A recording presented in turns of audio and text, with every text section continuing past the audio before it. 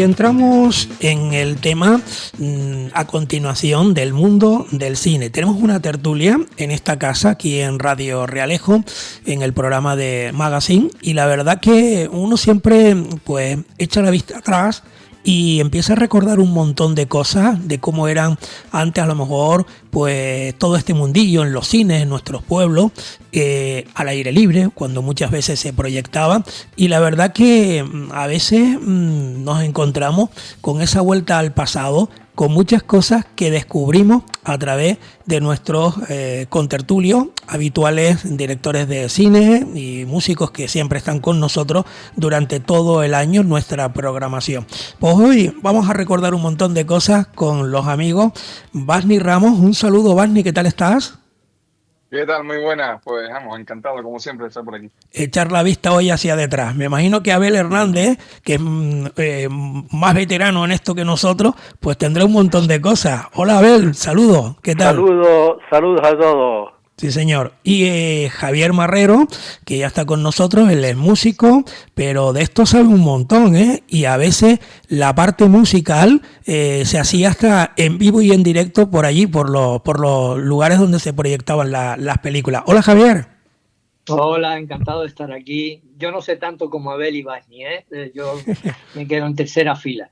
Pero sí, hablaremos de todas esas sensaciones que produce, que están alrededor del cine.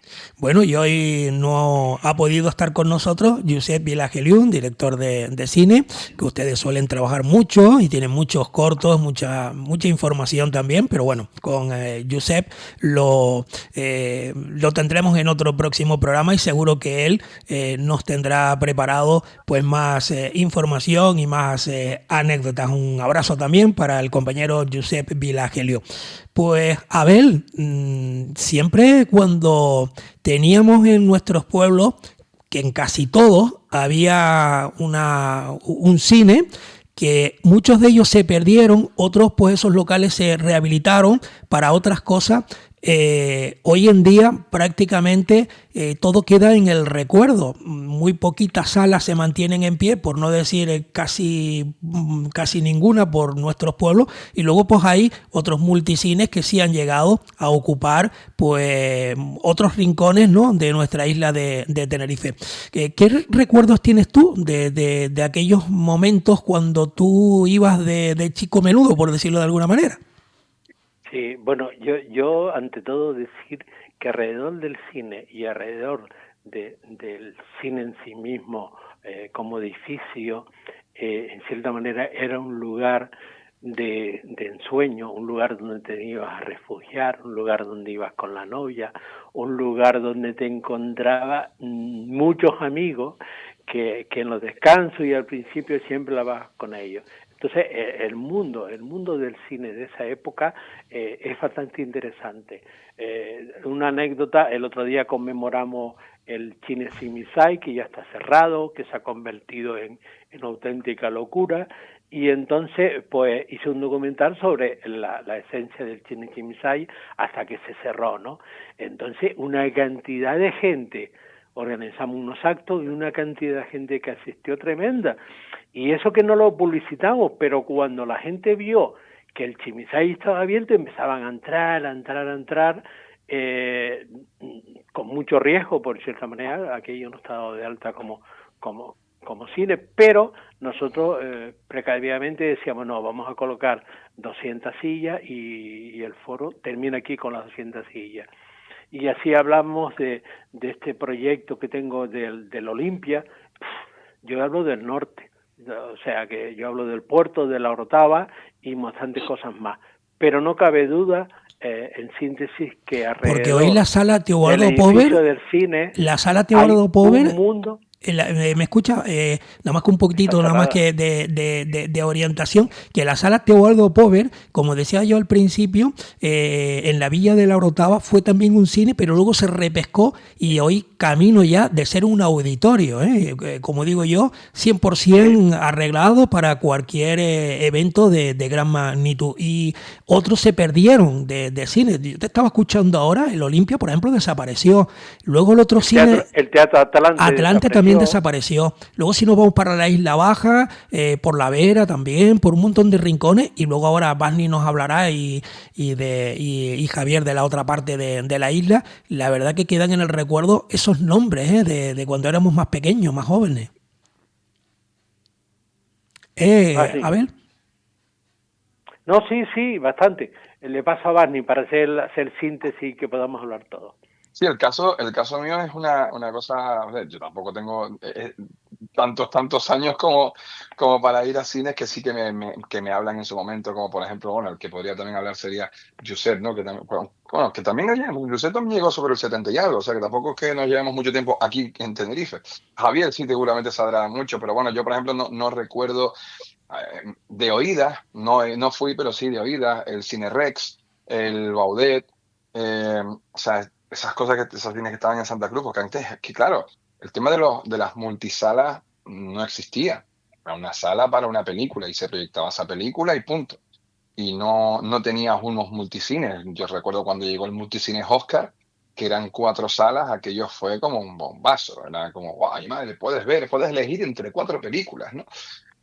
Con el Oscar. Luego el Greco lo convirtieron de cine a multicine también, y también creo que tenía 3 o 4 salas. Pero claro, el que se mantenía siempre era el Cine Víctor, ¿no? Que ese sí que era una sala y preciosa, maravillosa, que por cierto, creo que lo cerraron hace poco otra vez. Sí. O sea que a ver si alguien lo vuelve otra vez a coger, pero claro, es que es complicado. O sea, al final la gente ya vive el cine como, mira, me voy a un centro comercial, elijo entre 8 o 10 películas para ver y tengo donde aparcar, después salgo de allí, me tomo algo justo al lado y es como todo mucho más cómodo. Por ejemplo, buscar aparcamiento en una ciudad como Santa Cruz, después llegar allí, entrar en el cine, después buscarte otro sitio donde ir. Ya las cosas han cambiado, pero sinceramente, meterte en una sala como el Cine Víctor a ver una película es una sensación maravillosa, no te la da un yelmo, no te la da vamos, no la tienes, no la tienes. Ni la Yo te butaca de digo, casa. exacto, bueno, Y las palomitas, y las pero sí palomitas, y que, las papas fritas, y todas estas cositas que te comprabas, ¿no? En sí el que descanso, ¿no? realmente el cine en sí es una experiencia, o sea, hay que valorar cosas como por ejemplo, yo no voy más lejos que una comedia. Tú vas a ver una comedia, la ves en tu casa solo o con tu pareja, 2 personas viendo una comedia. Y bueno, y a lo mejor el punto más gracioso de la película puedes hacer como un ya está. En el punto más gracioso, ¿por qué? Porque bueno, estás viendo la película, estás en un entorno más acogedor, más tranquilo, más relajado. En cambio, estás en un cine y tienes una comedia y las carcajadas son cada 2 por 3, porque una cosa engancha a la otra. Si ves que la gente se empieza a reír, entras dentro de un de una especie de entorno, de atmósfera que Yeah, te lleva a disfrutarlo yeah. de otra manera, igual que el cine de terror también, por ejemplo.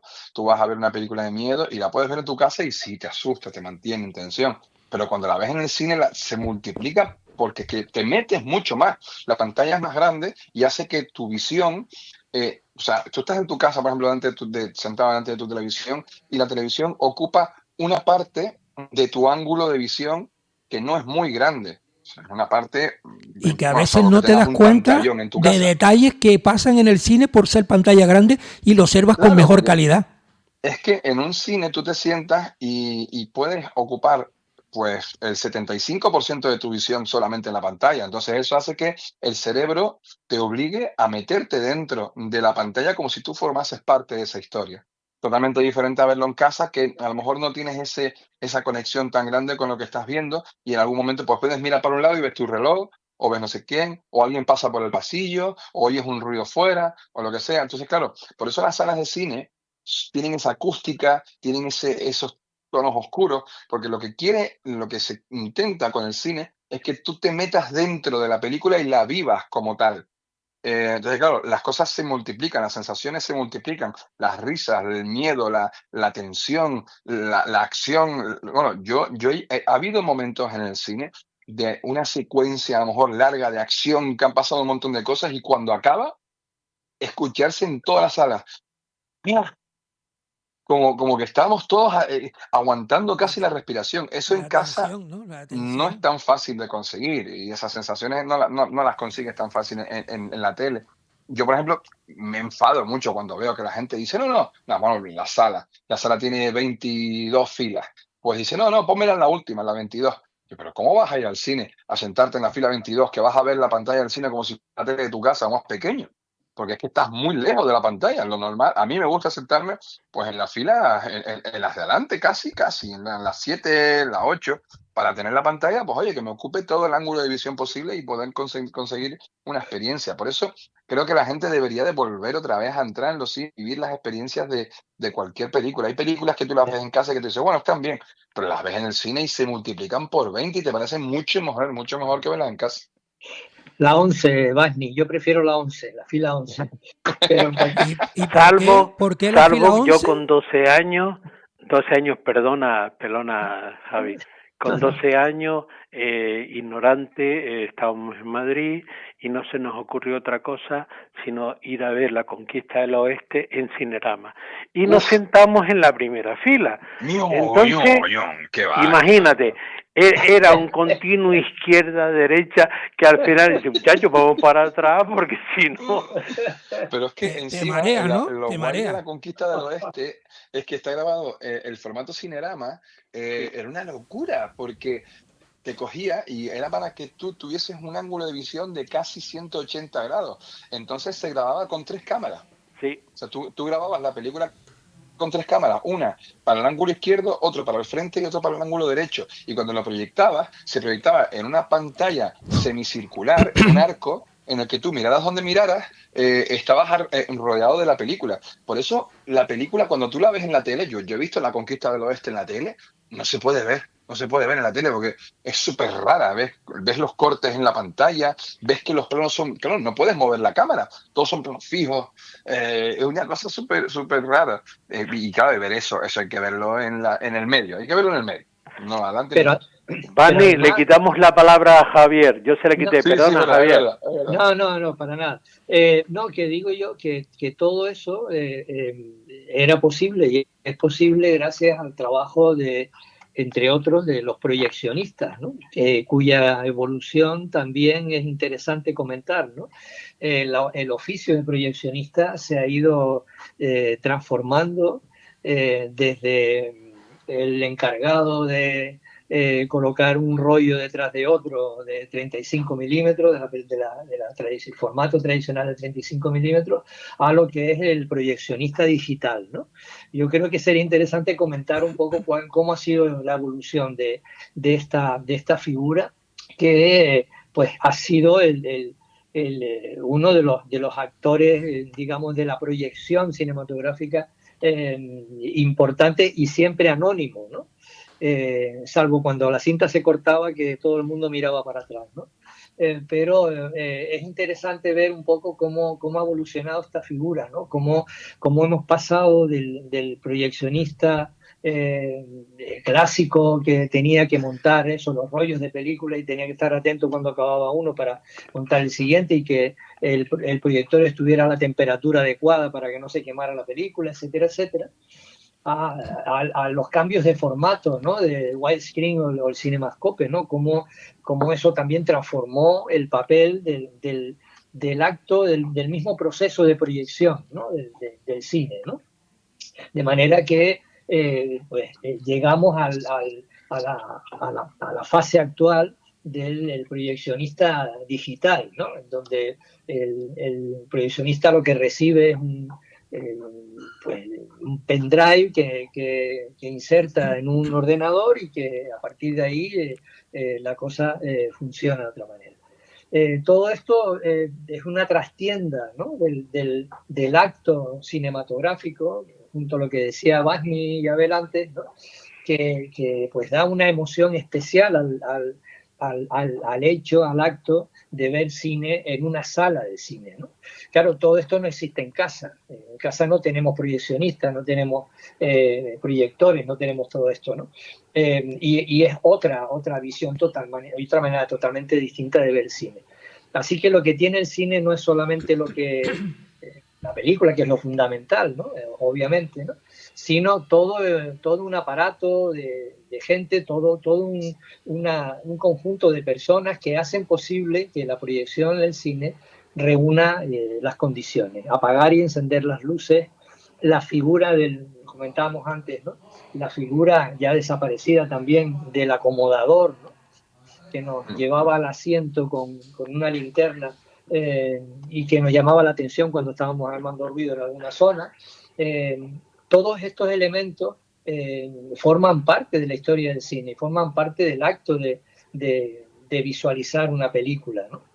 Que se han ido transformando con el tiempo a medida que las tecnologías de proyección se han ido cambiando, pero que sin duda forman parte del encanto que tuvo siempre la proyección en el cine y la visualización en el cine de las películas, ¿no? ¿Ustedes se acuerdan de otra cosa? Por ejemplo, cuando había las filas, es decir, en la calle, ¿no? Pues todo el mundo en fila de a dos, en fila de a tres, y tú ibas juntos, pues con la entrada en la mano, ¿no? Porque claro, tú a veces no podías comprar la entrada con mucho tiempo de anticipación. Entonces estabas en una fila para comprar la entrada, y a lo mejor si tenías a alguien pues corriendo para llegar a la fila de entrada, y tenían las personas que no sé cómo eran, los que estaban en los porteros, no sé si se llamara así, los que estaban delante ahí, que te cogían la entrada y te la partían, ¿no? Y te daban un trozo para ti y otro trozo se quedaban ellos. A veces no daban tan avío porque era la fila tan grande y tanta gente, cuando había una película de esas buenas que todo el mundo iba para llenar la sala, que tú querías corriendo, porque si no llegabas con la película ya empezada, ¿no? No sé si se acuerdan de estas otras figuras, ¿no? Y el picador, el que estaba en la puerta, que después al final acababa haciendo 20.000 cosas porque lo tenían para todo. O sea, es verdad. El tipo estaba en la puerta, pero después te lo encontraba a lo mejor en el bar, cuando el descanso. Porque claro, la cosa que la gente no sabe, la gente joven, era que todas las películas tenían un descanso. O sea, yo iba mucho, yo recuerdo ir desde los 4 años aproximadamente al Cine Fraga, que era un cine que estaba en Ofra, y íbamos todos los sábados. Cada semana cambiaban de película.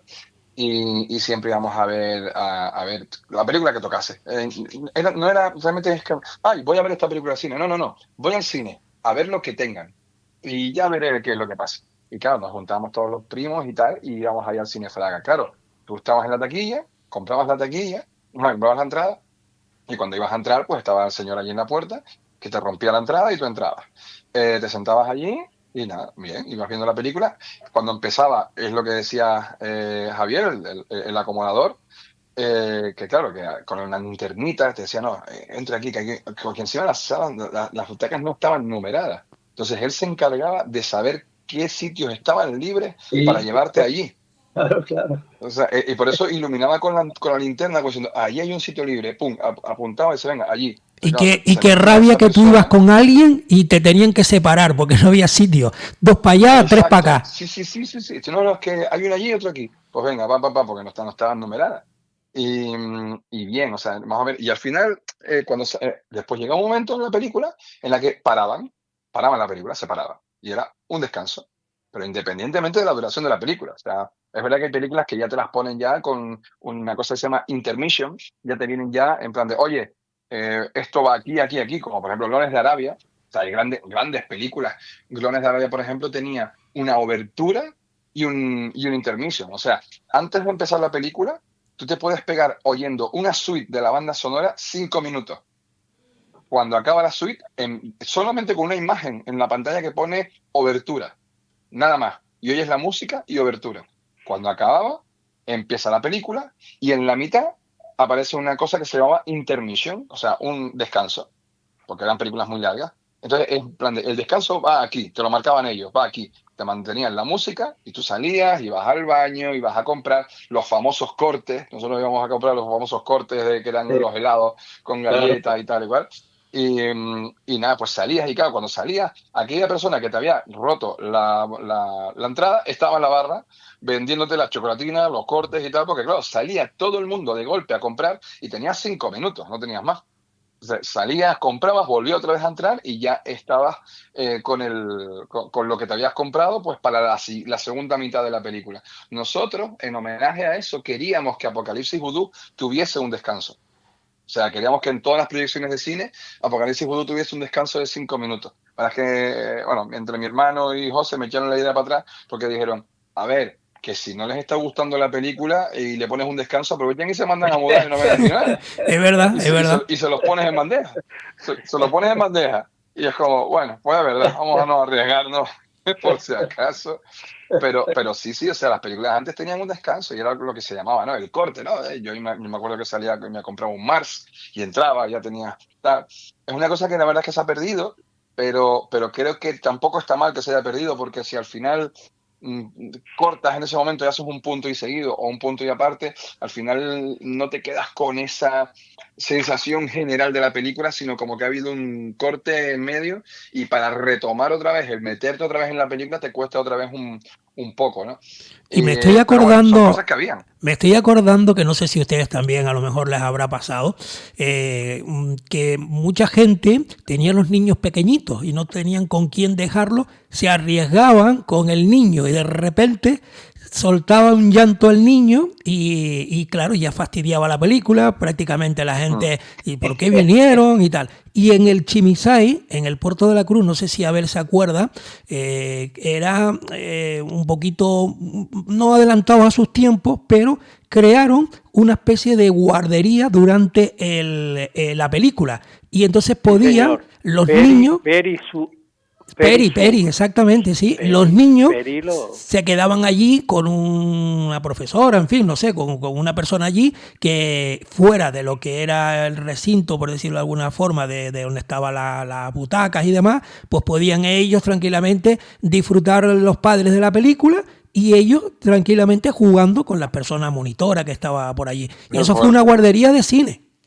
Qué bueno. Qué fuerte, qué fuerte. Qué bueno. Qué fuerte. Yo recuerdo que mis padres, yo tenía 4 años y bueno, yo creo que un poquito menos de 4 años y ellos, claro, vamos a llevarnos al niño al cine.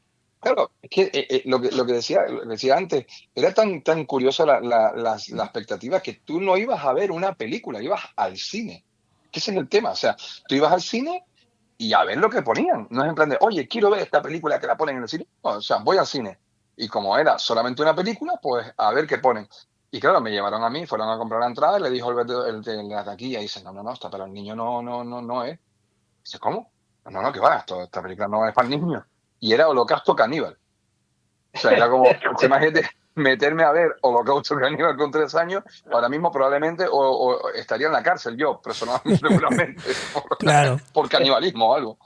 Pero vamos, que y tenías que mostrar el carnet de identidad muchas veces si tú eras más altito o eras más bajito, más flaquito, más gordito, porque a veces podías entrar, mucho, ¿sí? 14 años se respetaba mucho, y 18, ¿no? Sí, o 16 me parece también que había. No recomendado para menores de 13, no recomendado para menores de 16 y no recomendado para menores de 18. Algo así era, sí. Tampoco las que habían, sí. Y habían algunas que eran menores de 13 acompañados. Ah, también. O sea, eran diferentes, fases y diferentes historias. Pero claro, que se respetaba mucho eso. Hoy en día un niño de 8 años puede entrar con una cuadrilla de amigos a ver una película de terror de gore. No pasa absolutamente nada. Una película no recomendada para menores de 18 y te ves la sala llena de niños. Barney, Javier, ustedes han existido experimentalmente, porque ya en nuestra época no existía el piano y tal. Han visto una película muda con algún pianista de poco, ¿no? Pero en plan experimentar, que amenice la película con el piano.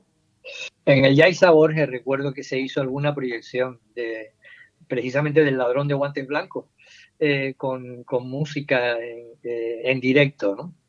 Y bueno, es una sensación totalmente diferente, ¿no? Te transporta a otra manera totalmente diferente de ver y escuchar el cine, ¿no? Claro, era una manera de incorporar la música cuando no se podía insertar la banda sonora en la música de imágenes, ¿no? Y la sensación era rarísima. Yo recuerdo en aquella época, aquella experiencia, mi sensación, acostumbrado ya a la televisión y a todas estas historias, ver la música separada, ¿no? Sonando aparte, generalmente con un piano, ¿no? Y sin orquesta ni nada de esto, pues me parecía rarísimo. Como me sigue pareciendo rarísimo asistir a los conciertos de música cinematográfica sola, ¿no? Aunque se proyecte la secuencia correspondiente en la pantalla detrás de la orquesta, ¿no? Me parece un poco desnaturalizado, ¿no? El asunto, aunque hay evidentemente bandas sonoras de películas que merecen la pena una audición propia y exclusiva, ¿no? Pero no sé, es un poco otra manera de ver y de escuchar, ¿no? La música de cine, ¿no? Si la música está bien, la música siempre te recordará la imagen en la película. Y si la imagen en la película se ha construido con una música específica, verla sin esa música en directo produce una sensación extraña, ¿no? Pero evidentemente, claro, la música, cuando no podía ser de otra manera, por lo menos se incorporó al cine y fue un acierto que acompañase, ¿no? a la proyección, ¿no? Sí, sí. Bueno, yo he visto algunas proyecciones que se han hecho en Filmusité, por ejemplo, de proyección de película con la banda sonora en directo. O sea, tú lanzas la película con los diálogos y los efectos de sonido solo, y la música se sincroniza en vivo con la película. Y bueno, yo me recuerdo de ver Encuentros en la tercera fase, y aquello fue un espectáculo increíble. También es Claro. verdad que Encuentros en la tercera fase es muy musical en ese aspecto. O sea, tiene vamos, es como ET en la parte final, es casi una sinfonía, ¿no? En el que no hay voces, prácticamente hay música. O sea, los últimos 10 minutos de película es prácticamente música. Y claro, la gente salió de allí, pero llorando. O sea, y eso que ya has visto la película 20.000 veces, pero era increíble escuchar la música sincronizada y claro, y lo complicado que es sincronizarlo todo a tiempo real. O sea, tienes que Sí, ver los sí, sí. puntos, esto, aquí, Hay el tiempo que hay tiene que tener que la música, la es, velocidad, todo tiene que encajar en su sitio. Muy complicado, muy complicado. es complicado, sin duda. Y luego, Eh, y otra cosa también, aprovechando el tema del sincronismo, voy a contar una cosita que nos pasó en la proyección de Apocalipsis Vudú del Cine Víctor. Antes, claro, antes tú cogías, pues nada, las latas de cine y las proyectabas, y en en la mismo negativo venía, por un lado, 35 milímetros normalmente, tú sueles tener, que es la película perforada y tal, tenías la imagen por un lado, y por el otro lado venía en la lectura en cinta magnética del sonido, acompañando la imagen. Entonces, claro, el proyector tiraba por un lado la imagen y por el otro lado el sonido. Claro, lee las cosas al mismo tiempo, lee el sonido y la imagen al mismo tiempo, lo que pasa es que van a dispositivos diferentes. Esto es imagen, vale, pues va para el proyector de imagen. Esto es sonido, vale, pues va al equipo de sonido y te lo lanza a la sala. ¿Qué nos pasó a nosotros? Pues bueno, nosotros fuimos y llevamos, en tiempos modernos, y llevamos el disco duro con la película. Me habían pasado la pista de sonido y tal, no sé qué, bueno, pues nada, muy bien. Hicimos la prueba de proyección por la mañana para el estreno por la tarde. Y nada, descargamos la película en el servidor, y cuando empezamos a ver la calidad, a ver la luz que veía, tal, no sé qué, no sé cuánto, y bueno, mirando más o menos cómo se veía, cómo se escuchaba, yo les decía, no, pues aquí puedes subir un poquito más el volumen y tal, no sé qué, sí, vale, vale, y yo, bien, de puta madre. Muy bien todo, vimos los primeros 20 minutos de película seguidos. Claro, flipando, era la primera vez que la veíamos en un cine, y más en el Cine Víctor, el cine de la infancia nuestra, y era como, wow. Bueno, pues muy bien. Nada, pues ya lo podemos dejar, que vemos que se ve y se oye perfecto y no hay problema. Entonces llegó el proyeccionista y dijo, vale, voy a ir a la parte final para cuadrar dónde acaba la película y programarlo para que en ese momento se enciendan las luces de la sala. Porque eso se hace con el proyector. O sea, tú le dices, en el minuto tal, segundo tal, da la señal para que se enciendan las luces de la sala. Eso se hace automático, no tienes tú que esperar a que acabe la película para encender la luz de la sala, se hace automático. Entonces, cuando él fue a ver la parte final, lo puso, o sea, aquí acaba, sí, aquí acaba, la puso, le dio al play, o sea, la empezó a proyectar, y yo me di cuenta de que el sonido no tenía nada que ver con lo que debería de ir ahí. Y dije, espera un momento, dale 5 minutos más atrás, le dio 5 minutos más atrás, y efectivamente, el audio estaba 7 segundos desfasado. O sea, la imagen iba por un lado y el audio entero iba por el otro. Tenía nada que ver una cosa con la otra. Y dije, espera, dale para atrás. Y empezamos a ir para atrás a ver en qué punto de la película se empezaba a desfasar el sonido. Si no hubiésemos hecho esa prueba, por la noche en la proyección, a partir del minuto 50 y algo, la película se hubiese visto de una manera y se hubiese escuchado otra cosa. O sea, ellos hablando y tú escuchando la música de otra parte que no tenía nada que ver. Tuve que salir corriendo, pero corriendo para mi casa y volver otra vez o sea, cuadrar el sonido, porque estaba descuadrado el máster, cuadrar el sonido, volver otra vez a exportarlo y salir corriendo para Y el llegaste cine, pero justito. vamos, que llegamos, pero llegamos justo, porque encima había que exportarlo en un formato que se llama DSP, que es Que lento, pesa lo porque es suyo y que pesado, cuesta más también, claro. claro, porque son fotogramas, se exporta en fotogramas, no en un archivo de vídeo, sino es como un montón de fotogramas pegados en un solo archivo. Bueno, pues cuando llegas y llegas al cine tienes que descargar la película. Bueno, pues la gente estaba por fuera esperando para entrar y la película se estaba descargando en el servidor. Y todo fue porque nos dimos cuenta de que tenía Y un menos desfase, mal, y que hay menos veces mal. que tú dices, hay veces que un desfase de 2, 3 frames lo puedes incluso soportar, 4 frames lo puedes soportar, pero de 8 segundos era completamente inviable, o sea, Que no se va, podía eso es ver la película. inviable, No se eso es podía ver la película. inviable, no se Entonces puede ver. no, hubiésemos tenido que parar la proyección y que la gente no hubiese visto el final de la película porque era inviable. Entonces, claro, fue corriendo, corriendo, pero al final nada, llegamos y se proyectó y se vio, y se escuchó bien. Pues aquí tenemos que Y tal, bajar por el eso es lo telón ya, importante, porque estamos por terminando. eso, exacto. Por eso lo importante, que es la moraleja, de revisarlo todo antes de lanzarlo. O sea, revisarlo siempre. Y si no tienes tiempo de revisarlo, irte al principio, a la mitad y al final. Y ver que si en estos tres está todo bien, pues a nivel de sonido y tal, pues entonces ya está todo bien. Porque de verdad que lo pasamos muy, muy, muy mal. Pues lo tenemos que dejar aquí.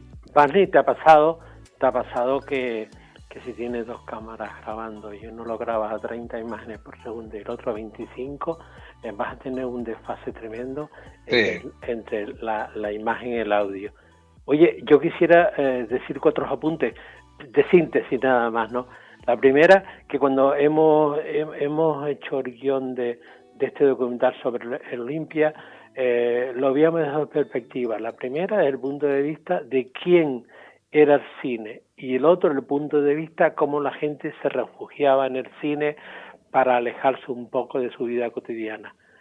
Luego, el segundo apunte sintético, cuando Barney estaba hablando de la risa, me acuerdo de Cantinflas.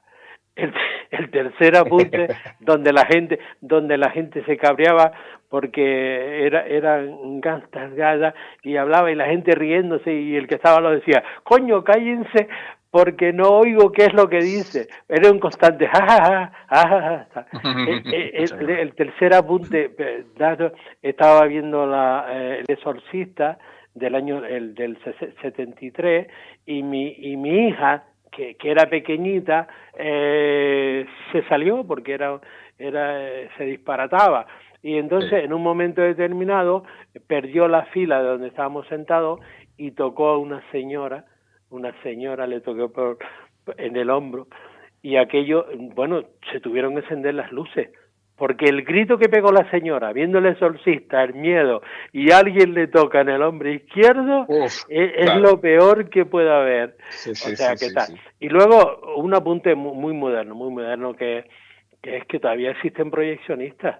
Hay gente, el caso mío, ¿no?, que yo todavía voy con mi cámara, con mi proyector de Super 8 y mi cañón de alta definición, todavía voy a proyectar en las asociaciones de vecinos, en lugares donde no tienen proyectores, porque claro, no se han comprado. Un lujo. Y entonces voy con las películas a proyectarlas. O sea, que todavía, hombre, muy sintéticamente, o sea, se trata no todos los días, pero de mes a mes yo tengo que llevar mi proyector para en alguna asociación de vecinos que me llaman a proyectar una película. Pues aquí pero lo dejamos ya. Un 3 en 1, ¿no, Abel? Sí, incluso un 4 en 1. Un todoterreno, un todoterreno. Y son tanto las anécdotas que hay. Que da para otro programa. Esto da para otro programa porque ya me estoy pillado de tiempo. Sí. Quien nos escucha, no hay persona que no recuerde todas las anécdotas de cuando iba al cine, para qué era el cine, etcétera, etcétera. Todo un lujo que hoy hemos echado la vista hacia detrás, pero tenemos que bajar ya el telón aquí en la radio. Esto da para otro programa y ya con el amigo y compañero también, director de cine Josep Vilageliu, seguiremos hablando en próximos espacios. Gracias, Bandi Ramos. Hasta la próxima. Bueno, hasta la próxima. Gracias, Bueno, Javier Marrero. Gracias también, Abel Hernández. Hasta la próxima. Venga, hasta ahora. Mucha suerte. Amigos, cerramos la tertulia igualmente del cine.